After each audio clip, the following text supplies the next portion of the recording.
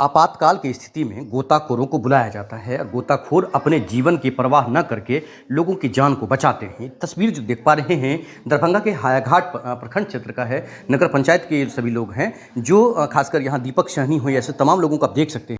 अभी तो दिवाली भी आ गया, छठ पूजा भी आ गया, इनको क्या शुभकामना दे रहे हैं इन लोगों को? देखिए, हम दरभंगा वासियों को हम दरभंगा वासियों के साथ साथ दिवाली और छठ की हार्दिक शुभकामनाएं हैं।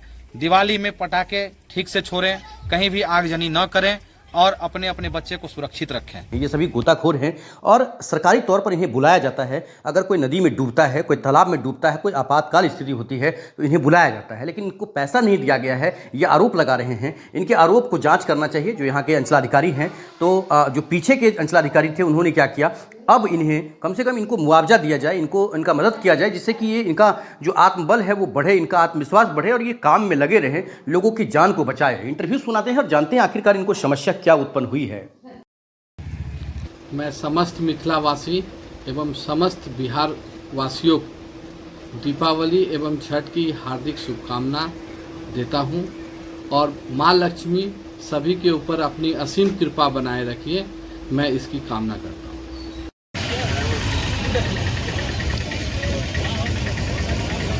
ये बताइए क्या दिक्कत हुआ आप लोगों को? होता क्या है, एक्चुअली नदी में कोई आदमी मर गया, डूब गया तो आकस्मिक मौत में हम लोग को बुला लिया जाता है। सीओ साहब आदेश करते हैं।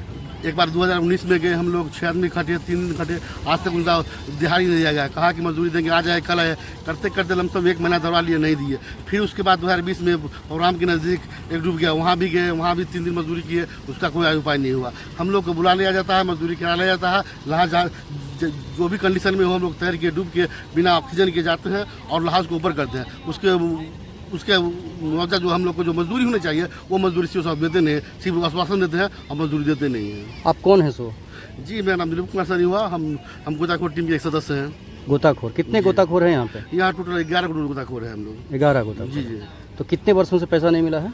पैसे देखिए, चूंकि हम लोग को जब घटना घटती है तभी बुलाया जाता है, उसी टाइम का हम लोग को मजदूरी दिया जाता है। तो हम तो कहेंगे विगत 5 साल से हम लोग से खटवा लिया जाता है। जब ऐसी घटना घटती है, करे नदी में हो, बागमती नदी में हो या पोखर में हो, प्रखंड में कहीं भी हो, बुला लिया जाता है, खटवा लिया जाता है। आजकल करके पैसा देते नहीं है। और दूसरी बात है, हम लोग आना नहीं चाहते हैं तो गाँव समाज के लोग प्रबुद्ध लोग जाते हैं, बोलते हैं मानवता के नाम पर चलिए, आप लोग अपना काम करिए। हम लोग मानवता के नाम पर आगे कर देते हैं, लेकिन सीओ साहब उसका भुगतान करते नहीं हैं। सरकार से क्या मांग करते हैं? सरकार से यही मांग है कि हम लोग को जो मान लीजिए कि सेफ्टी के लिए, पहली बात है कि हम लोग ऐसा ही आते हैं, कुछ सेफ्टी नाम का कोई चीज़ है नहीं, सेफ्टी नाम का कोई चीज़ है नहीं।